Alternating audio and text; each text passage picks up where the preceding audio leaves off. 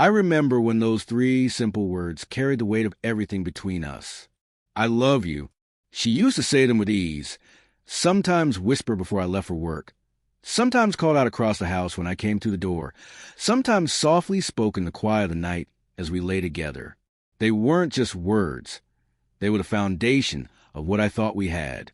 Then, little by little, they disappeared. At first, I didn't pay attention. Life was busy. We both had our routines. I told myself it was just stress, maybe a temporary lapse.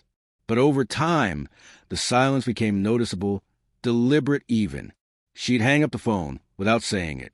She'd walk past me without a glance, let alone those words.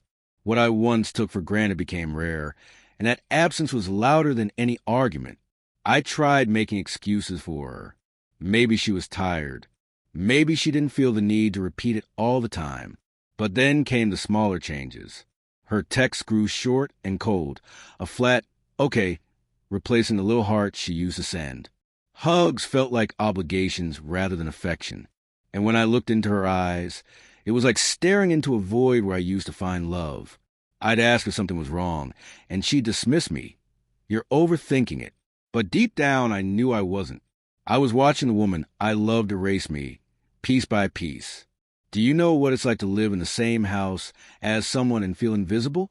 To sit across from your wife at dinner and feel like you don't even exist? That was my reality. And eventually, I did something I never thought I would as a husband. I stopped coming home. At first, it was just late nights at the office. I buried myself in work, telling myself it was for the bills, for our future, for her. But in truth, I couldn't stand walking into a house that felt colder than winter. Soon it became long drives around the city with no destination, just music and silence keeping me company. Some nights I sat in a parking lot, eating alone, staring at the roof of my car because it felt less lonely than lying next to her. I even spent nights on the couch at work, convincing myself it was easier than fighting to be noticed in my own home. For the first time in our marriage, I stopped trying to win her attention. I was done begging. I was done proving my love when she wouldn't even offer those three words in return. For a while, I thought she wouldn't even notice. But I was wrong. One evening, after another long absence, I walked in to find her waiting. Arms crossed, voice sharp, but behind it, something new. Desperation. "Why are you never home anymore?" she asked. The question almost made me laugh. Why wasn't I home? Because home no longer felt like home. Because every time I walked through that door, I felt like an intruder in my own life. She tried turning it on me. "You've changed. You're not the man you used to be."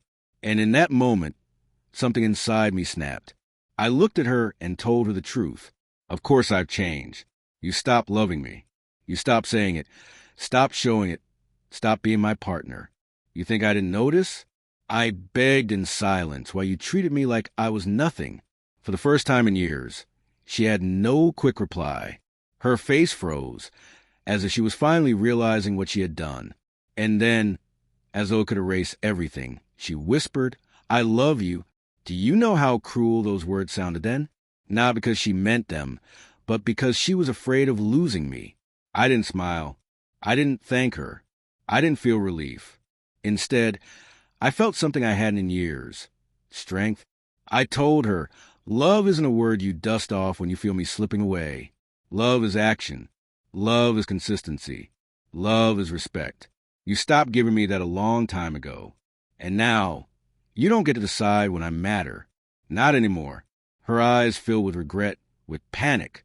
She tried to reach for me, but I stepped back. For years, I had been the man who begged, who compromised, who fought to keep the fire alive on my own. But in that moment, I realized I was finished being that man. Now she wanted me back. Now she swore she would try. Now she promised she loved me. But I didn't need to hear it anymore. Because when someone stops saying I love you, they've already told you everything you need to know. And when they only say again out of fear, they've already lost the right to your heart. She stopped saying those words, so I stopped coming home. And when she finally tried to bring them back, I realized I didn't need them anymore.